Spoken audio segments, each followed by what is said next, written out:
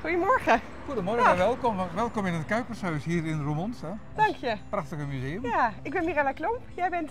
Giel Hommelberg.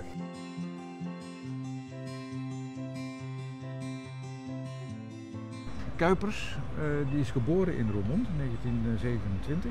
Heel erg veel talent. En gaat naar de Academie voor Schone Kunsten in Antwerpen. Daar leert hij zijn vak, Ja. 4 jaar lang. Komt dan terug hier in Roermond en wordt hier stadsarchitect.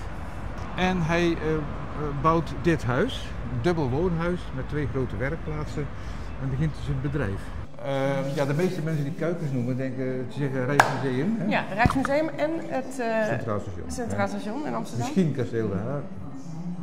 Hier zien we een beetje de veelzijdigheid van deze man. Ja. Hè?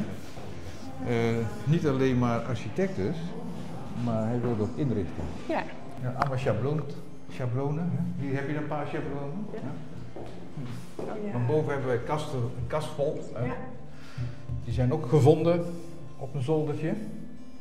Je hebt bijna het gevoel dat je erbij bent als je hier zo boven gebogen staat. Ja,